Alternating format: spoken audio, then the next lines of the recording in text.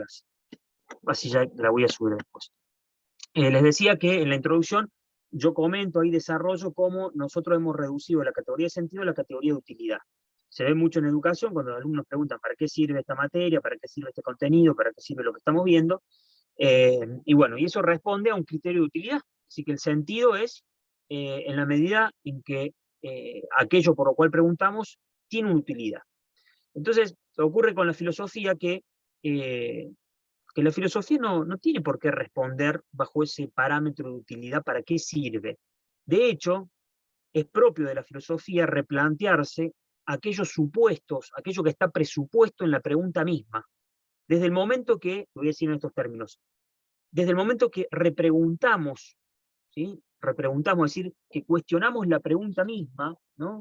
Que planteamos, por ejemplo, la pregunta, ¿qué estás presuponiendo cuando preguntás para qué sirve la filosofía? Estás presuponiendo la reducción del sentido a la categoría de utilidad, ¿sí? Y entonces, en ese marco, que a uno ya le queda claro desde dónde se pregunta, uno podría responder, como hace un filósofo alemán llamado Martin Heidegger, que la filosofía, en ese sentido, no sirve para nada. Claro, uno podría decir, ¿cómo usted dice? Yo soy profesor y licenciado en filosofía, ¿no? ¿Cómo usted, que es un representante de la filosofía, viene a decir tan abiertamente que la filosofía no sirve para nada? Claro, no sirve para nada porque si uno se prestara a responder esa pregunta positivamente, es decir, mirá, te voy a explicar para qué sirve, quédate tranquila, vas a ver que tiene una utilidad, es decir, que la materia tiene sentido, yo caería en la trampa de un supuesto propio de la cultura occidental, que es esto, de asumir todo eh, como algo que debe ser visto en los términos de utilidad. Punto. Eso está más desarrollado en detalle en la introducción que yo les dejé aquí en la primera página de la el primer archivo, ¿no? Aquí está, Introducción a la Filosofía, acá va, un texto bastante breve. Ahí les comento un poco de cómo se puede definir la filosofía. El concepto de filosofía, etimológicamente hablando, etimología significa el estudio del sentido de las palabras allí hasta donde se las pudo rastrear en el pasado, ¿no? Hasta donde se pudo rastrear qué significaba filosofía en el pasado, se entendió que filosofía significa amor a la sabiduría. Ocurre, y yo lo desarrollo ahí, que posiblemente esa comprensión de la filosofía no puede ser, quizás ya no tiene vigencia, ya no se puede pensar la filosofía en esos términos, porque el amor a la sabiduría implica un amor desinteresado por el saber. ¿Qué quiero decir con eso? El concepto de amor a la sabiduría está bañado de una pureza y de una búsqueda del saber por el saber mismo. Esa sería como la definición clásica de la filosofía. Ocurre que hoy en día eh, es dudoso que uno, en general, la sociedad, se instruya o se forme o estudie o esté detrás de una búsqueda del saber por el saber mismo. Está bien que uno diga que no es así. Por ejemplo, la mayoría de ustedes, creo yo, está quizás pura y absolutamente porque va a recibir un título, porque lo necesita seguramente, les hace falta tenerlo, no sé, para sostener un puesto laboral, o para acceder a uno mejor, o para acceder a uno, ¿no? Que pide el requisito tener el secundario completo. Entonces, eh, no está mal decir, miren, profesor, a mí me interesa solamente tener el título. De hecho, si usted me lo diera ahora mismo, sin ningún tipo de cuestionamiento ético, se lo acepto, ¿no? Por más que no haya, me falta probar un montón de materia. Y bueno, por más que eso sea cuestionable, hay que comprender que en general la sociedad occidental no está pensando en los términos de un amor desinteresado por el saber. Siempre el saber es un medio para alcanzar otro fin, ¿sí? Por ejemplo, un título, porque tiene una utilidad. Bueno, en algunos casos existirá también, no sé, un afán de conocer, de ampliar los horizontes de comprensión, de saber un poco más, pero dudosamente alguien esté pura y exclusivamente por el amor al saber, por el saber mismo. Entonces, eso por ahí ya no funciona. Incluso hay otros usos de la filosofía, quizás más actuales y mucho más interesantes, por ejemplo, que sea, como dice Althusser, un filósofo francés, que la filosofía sea un arma de la revolución.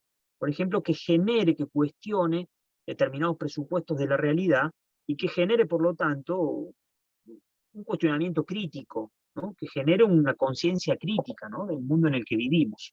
Me parece mucho más acorde hoy en día. Desarrollé eso en mi introducción y les pido que lo lean, porque tenemos muy poco tiempo. Aquí sí ya está, les dejé una clase escrita, vayan fichándola, es un poquito extensa, pero es útil. Esto hay que leerlo porque nos da la clave de lectura del texto. El texto tiene una complejidad media alta. Yo explico en el trabajo práctico el sentido que tiene. Miren, acá está toda la clase escrita. Yo acá les comparto el texto, pero descárguenlo mejor desde la plataforma, no desde este link, porque no lo van a ver marcado seguramente. Esto creo que lo voy a borrar, porque no quiero que se queden solamente con la guía de preguntas, que yo la replico en un apartado que específicamente muestra la guía de preguntas con un montón de explicaciones que les van a ser súper útil para entregar el trabajo. Esto lo voy a sacar de acá porque acá tienen solo las preguntas y no quiero que vean solamente las preguntas y digan, bueno, tengo las preguntas, hago el trabajo, porque se los voy a devolver. Se los voy a devolver porque hay un montón de especificaciones que ahora les muestro. Y acá está el material bibliográfico, pueden hacer clic acá, se va a abrir una ventana en paralelo y van a poder ver el trabajo. Ahora se los muestro desde acá.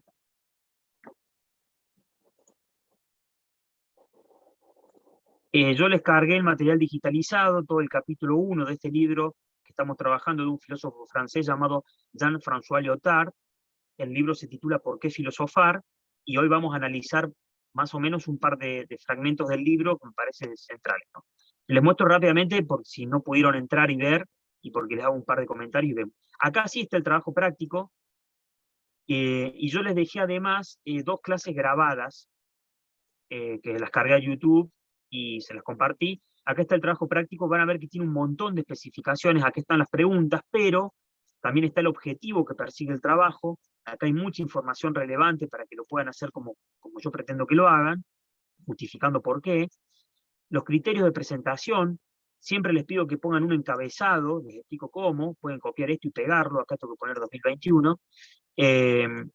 Y acá, ¿qué debería contener las respuestas del trabajo? ¿Qué quiero decir con esto? Que para mí hay un par de puntos que hay que considerar cuando uno presenta un trabajo, y entre esos está, por ejemplo, el reconstruir las tesis del autor, las ideas del autor. ¿Qué quiero decir con esto? Que no sea un mero copy y pegue de fragmentos del texto. Al que no le salga de otra forma, tiene que intentar hacerlo y hacer lo que pueda, ¿sí? El que termina haciendo un copy y pegue nada más, y bueno, no digo que no va a aprobar, pero va a aprobar con una nota mínima, o sea, una nota mínima, o sea, no, yo pretendo que hagan otra cosa, y para eso también yo doy una muestra de cómo sería una respuesta, ¿no? Acá uso el uso de citas, que es, acá sí copiar y pegar fragmentos del texto, pero citándolos. Acá muestro qué significa citar, la bibliografía, y les doy un ejemplo de cómo citar. Esta es la forma en cómo se cita, una de las formas de cómo citar. Les explico qué significa cada dato. Acá doy un ejemplo. Yo creo que todo docente debería mostrar qué pretende que hagan sus alumnos, alumnas, alumnes. Entonces yo les muestro acá qué pretendo que hagan. Doy una pregunta así que invento yo y la respondo para que vean cómo hacer una respuesta. Y bueno, y por último les pido que no cometan plagio. Busquen todo lo que quieran de internet y todo, pero no copien ni peguen de internet, porque me voy a dar cuenta, rastreo plagio todo el tiempo, y decir que no se esforzaron ustedes, sino que copiaron algo de otro autor de internet, y eso no está bueno, no hay que hacerlo.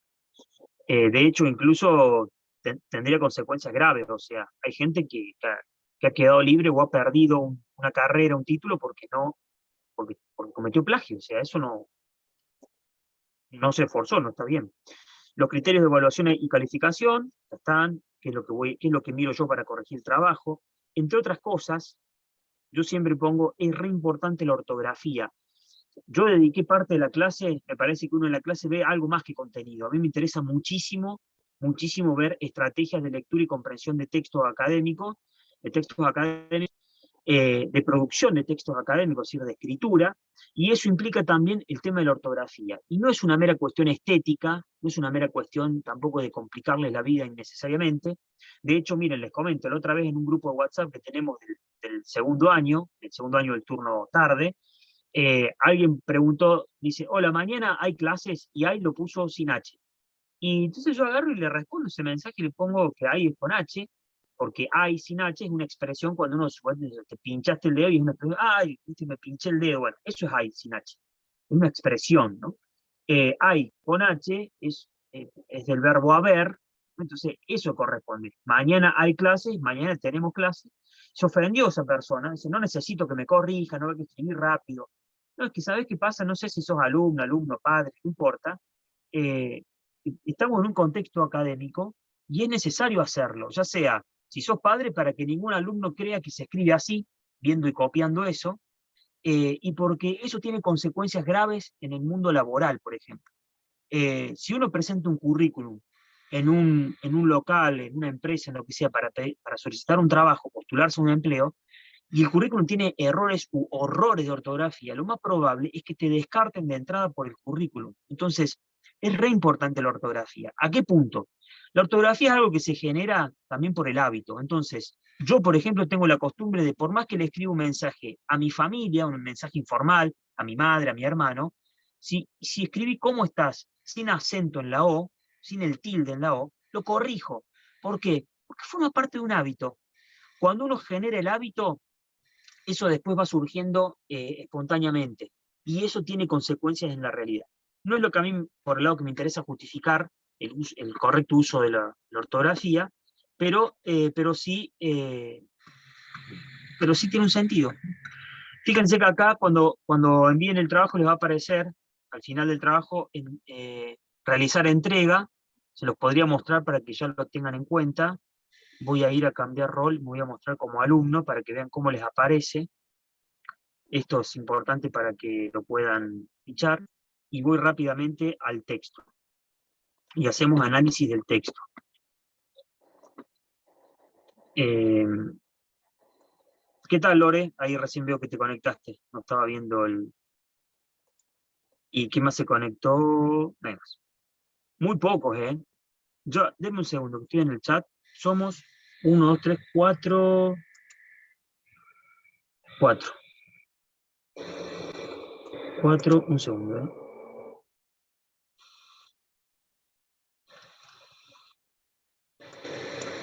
Un segundo que voy a poner. Profe, mil disculpas, estoy tratando de conectarme a Zoom, pero no puedo.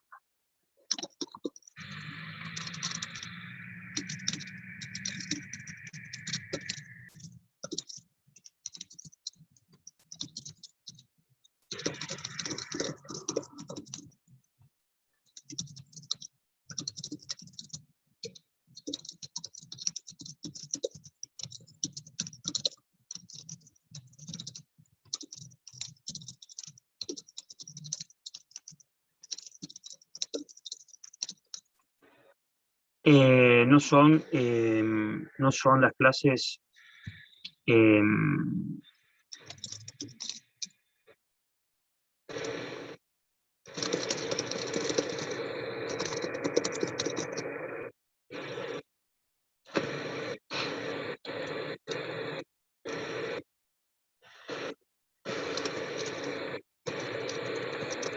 Miren, voy a...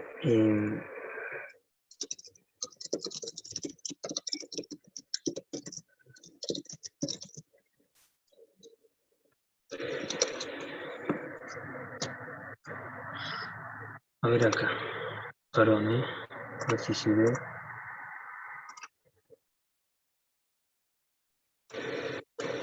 Acá está. A ver si entré como alumno.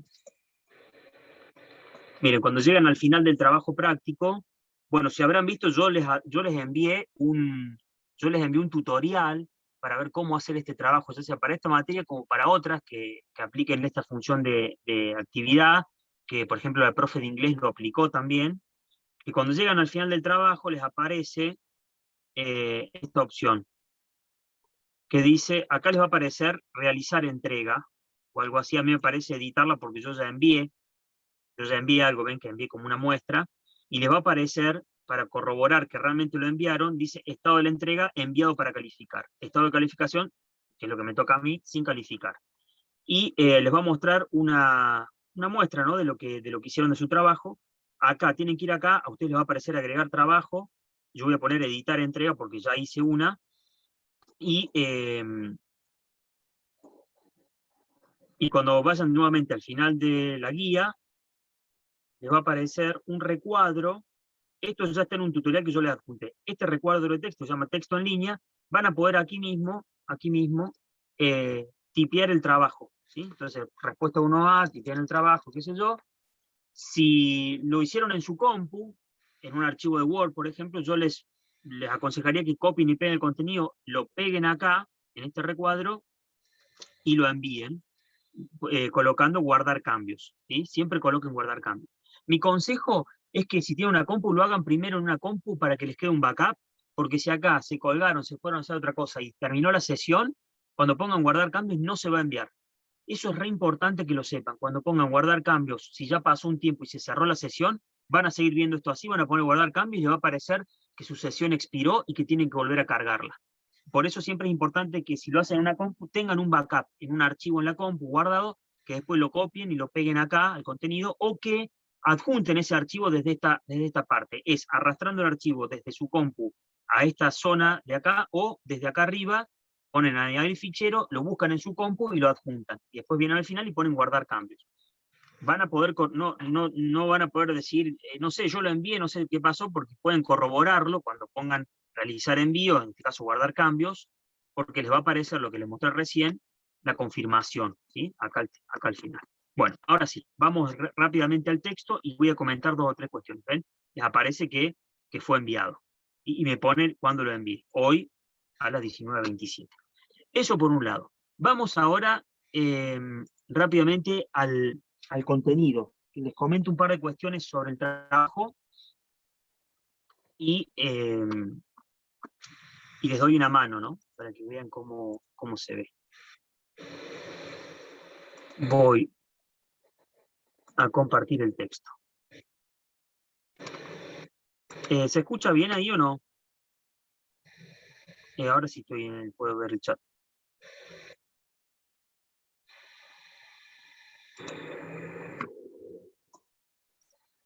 Ahí te leo, Tommy.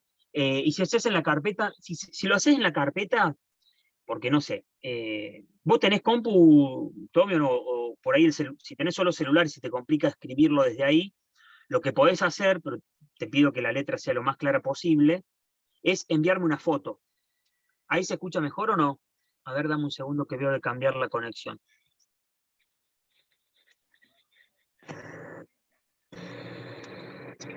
Y a ver, ahí se ve, capaz que porque compartí la pantalla. ¿Me escuchás mejor ahora o no? Ahí se escucha bien. ¿Y vos, Lore, me escuchás bien o no? Sí, profe. Perfecto, bueno. Si lo hacen en la carpeta, porque si tienen conectividad, si tienen recursos, si tienen una compu, yo les aconsejo que vayan ejercitando el trabajo en la computadora, en un archivo de Word, lo tipean ahí, lo pegan en esta zona, o directamente desde el ASO lo tipean, con la salvedad de que si se van a poner a tipear el trabajo en ese recuadro, yo les aconsejaría que por si se corta internet o lo que sea, que lo hagan primero en la compu y después lo pegan o lo envían como al archivo adjunto, ¿sí? Como están en esos tutoriales que yo les pasé por el grupo, son 4 videos de cómo hacerlo desde la compu y cómo hacerlo desde el celular. Si lo van a hacer en la carpeta porque no les queda otra a mano, les pido que por favor les saquen una foto que se entienda, porque si no yo les voy a tener que decir, mira, no se entiende, Tommy, porque no se ve bien, sacarle una mejor foto, o porque la escritura no se entiende. Lo pueden adjuntar, se conectan desde el celular a Lazos y van a esa zona de adjuntar archivo, buscan las fotos, vas a tener que ir adjuntándola de a una, como está en el tutorial. Si quieren, les puedo copiar los links ahora acá en el chat, antes que nos vayamos, y lo adjuntás de esa forma, Tommy. ¿Te sirve? ¿Me entendiste lo que dije?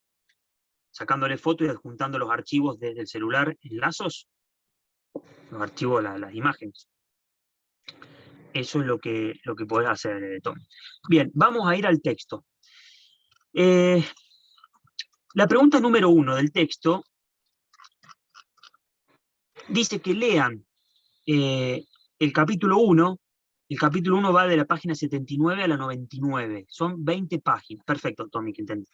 Son 20 páginas. Por lo menos hasta la mitad. Que se lean 10 páginas. 10 páginas y después hagan el resto, obviamente, pero para ir haciendo la actividad.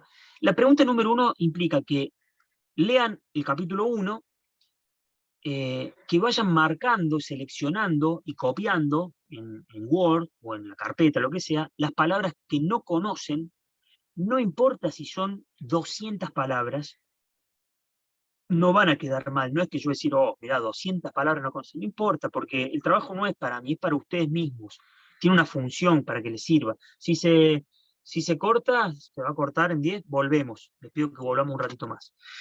Que marquen las palabras que no conocen, que las transcriban, las escriban en Word, en su compu o en una hoja, que busquen el diccionario de esas palabras, que busquen el significado de esas palabras en un diccionario o en internet, y que después hagan la actividad de releer el texto, ya sabiendo qué significan, y que escriban, que comenten, si les modificó la comprensión o lo que creían comprender del texto, cuando no habían buscado previamente esas palabras y no sabían el significado, ¿sí? Eso implica que mientras vas leyendo el texto, la palabra que no conoces, no digo que la busques y que sigas leyendo, no. Lean el texto, copien todas las palabras, no las busquen en el diccionario todavía. Lean el texto. ¿Cuánto texto? Todo el capítulo. Si les parece mucho, aunque sea la mitad del capítulo, que vayan leyendo y vayan anotando las palabras. No las busquen todavía en el diccionario. Después que terminaron de leer, ahí sí, buscan las palabras, releen el texto, ¿sí? Ya sabiendo qué significa cada una de ellas, y ahí hacen la actividad 1.b. La 1.b implica que ustedes comenten si les cambió la comprensión del texto antes de saber qué significaban esas palabras y después. Y si les cambió la comprensión, ¿en qué medida? Alguien puede decir, mira, Marcelo, la verdad es que yo creía entender esto del texto, y con las palabras que me faltaban, que no entendía, entendí eso. Y después que la busqué, también entendía lo mismo, o sea, no me cambió la comprensión del texto. Otro podrá decir, mira, no entendí nada y cuando busqué todas las palabras que no conocía, creo entenderlo un poco mejor, ¿no? Creo entenderlo un poco mejor. Me aclaró algunas ideas. Otro dirá, mira, algo más me aclaró, pero no mucho, o sea, la verdad que no variaba demasiado. Las opciones pueden ser variadas. Ustedes fíjense qué les parece cada una, cómo les parece, y esa es la actividad 1.A y 1.B. La actividad no tiene que ver con el contenido propiamente dicho, en parte sí, porque tiene que ver con la comprensión del texto, pero una actividad más bien metodológica, que les va a servir, porque yo creo que salvo que te falten muchos conceptos que no entiendas, yo creo que la comprensión de un texto eh, no necesariamente implica comprender cada una de las palabras que lo componen, ¿sí? Porque el texto es un todo. Yo lo desarrollo en la clase grabada, les pido que la vean, ahí está en detalle toda la justificación de esa actividad número 1. Vamos a la actividad número 2. La actividad número 2 pregunta por cuál es la relación que presenta Lyotard entre la filosofía y el deseo, ¿no? Algo así creo que decía la actividad. Dame un segundo que la voy a buscar en la plataforma. Un segundo. Acá estamos en la actividad. La pregunta 2 dice específicamente, ¿qué sostiene Lyotard al respecto del deseo y su relación con la filosofía? Más allá de lo mencionado en el texto clase sobre el tema, porque yo cargué algo de eso. Lo voy a comentar así mientras vemos el texto. Lyotard dice que la pregunta ¿por qué filosofar? Es mucho más importante que la pregunta ¿qué es la filosofía? Ustedes ya saben, les dije recién que etimológicamente filosofía significa amor a la sabiduría. Lyotard dice que la pregunta ¿por qué filosofar? Es mucho más relevante porque se replantea directamente el sentido de la filosofía y no está preguntando por la cosa, por el qué sea lo que tengo delante mío, llámese en este caso esta disciplina que se llama filosofía.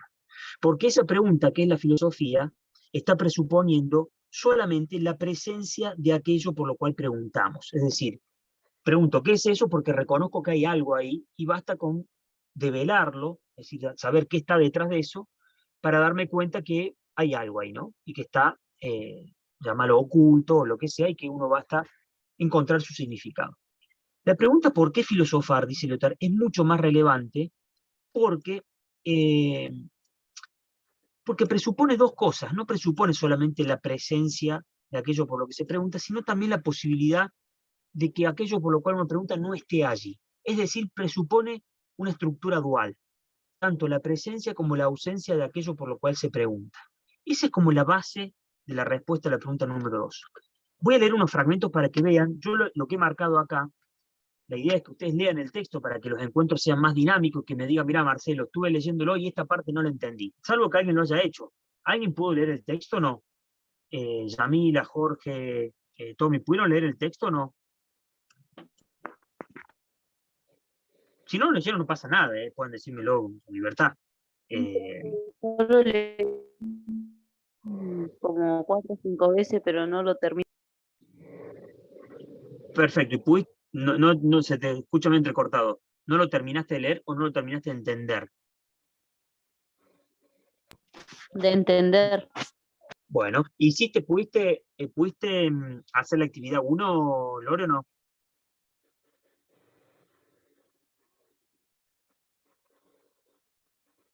La actividad 1 la pudiste hacer.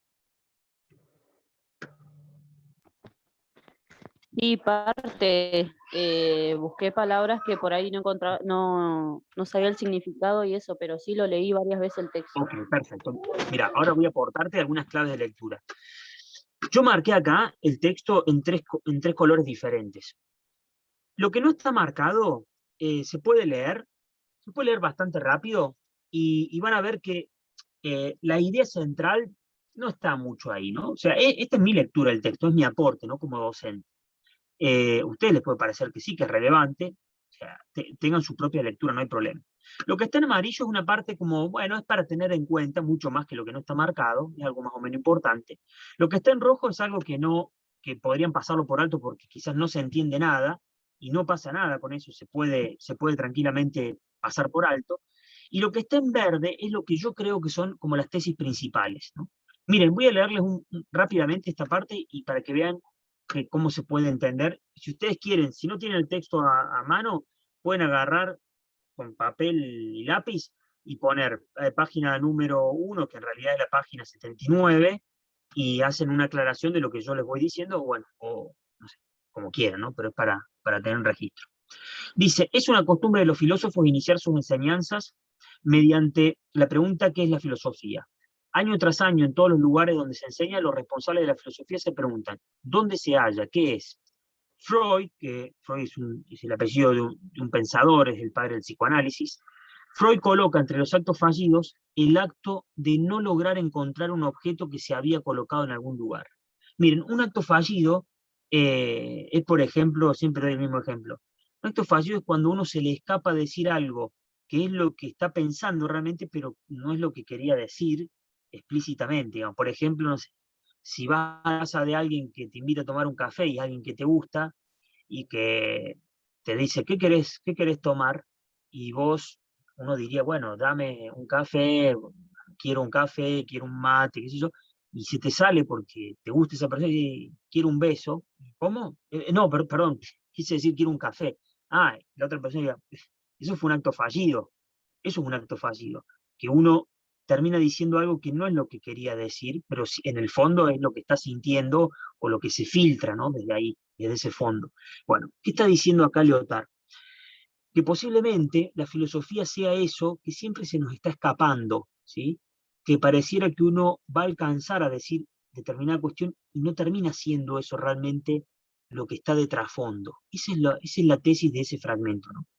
Dice, la lección inaugural de los filósofos, que se repite una y otra vez, estoy acá, tiene cierta semejanza con un acto fallido. La filosofía se falla a sí misma, no funciona. Vamos en su búsqueda a partir de cero, una y otra vez. Y se la olvidamos sin cesar, olvidamos dónde está.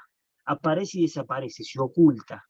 Esta parte que yo marqué en rojo se puede pasar por alto porque dice, un acto fallido es también la ocultación de un objeto o de una situación para la conciencia, una interrupción en la trama de la vida cotidiana, una discontinuidad.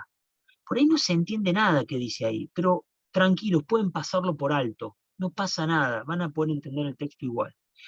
También una de mis consejos, de mi clave, de las claves de lectura, es que ustedes tienen que leer, básicamente, tienen que leer el texto, sí. Yo lo puedo explicar 50 veces, pero si no se toma el esfuerzo de concentrarse y de leerlo, bueno, ahí hay una certeza, que no lo van a entender. Ahora, si lo leen, como hizo el caso de Lore, lo leen, lo releen y no se entienden, ahí no tengo una certeza, tengo una posibilidad para bien. La posibilidad de que actualmente no se entiende, pero que se pueda llegar a entender. Es decir, la condición de posibilidad es que lo lean detenidamente, y además la clave de lectura es que ahí donde no se entiende algo, no hay que volver necesariamente 50 veces sobre ese párrafo.